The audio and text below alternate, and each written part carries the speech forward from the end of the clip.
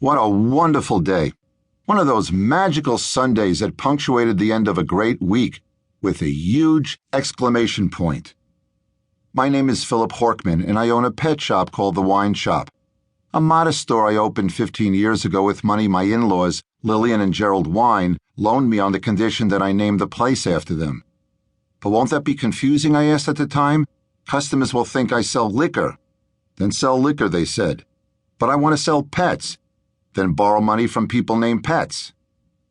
Hungry to strike out on my own and desperate for funds, I acceded and opened The Wine Shop in a mini mall a stone's throw from the George Washington Bridge.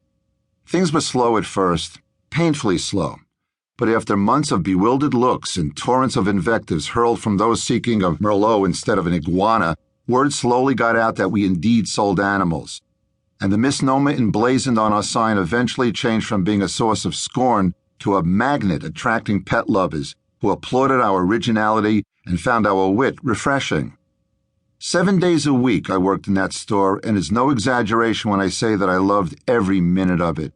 Not only because it was so darn rewarding to see the glee on the faces of children whose folks treated them to a dog, a cat, a bird, or colorful fish, but that it had also allowed me to provide my family with a comfortable home and middle-class lifestyle in suburban New Jersey. We had 2 cars, went skiing every winter, the kids took dancing lessons. Life was good, with promises to get even better because I'd spent that Saturday morning at the bank signing what seemed like 1,000 pages of loan documents so the wine shop could expand to a second location the following spring. The next day was Sunday, and I did what I always did on Sundays. I refereed soccer games for our town's AYSO league. I'm sure a lot of folks found that odd, as both of our children were well into their teens and hadn't played in this league for some time. That said, after being cooped up in a store all week, I still enjoyed refereeing, as nothing helped me unwind better than to be outdoors, breathing the crisp autumn air while running up and down a grass field. Plus, I found it invigorating to be among such spirited children whose enthusiasm was fanned by their parents and friends who came to cheer their favorite 10-year-old players on. But that Sunday's game was set on an even bigger stage, as the winners of the 2 divisional playoffs were playing each other for the league championship. It was a special day. The crowd was bigger, the local press and their paper's photographers were on hand, and the kids rose to the occasion, playing their hearts out in a 1-0 nail-biter.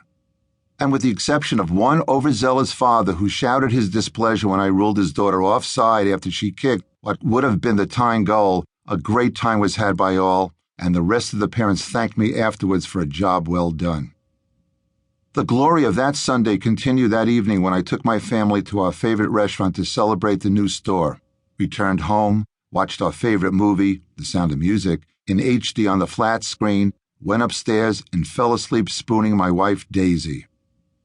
I'm not a religious man, yet I've always considered myself blessed. And though life presents us with challenges that test our resolve along the way, it's a positive attitude that's granted me the strength to handle any situation adeptly, cope with it, and move forward. I've always been the kind of person who, when given the choice, chooses to err on the side of being grateful.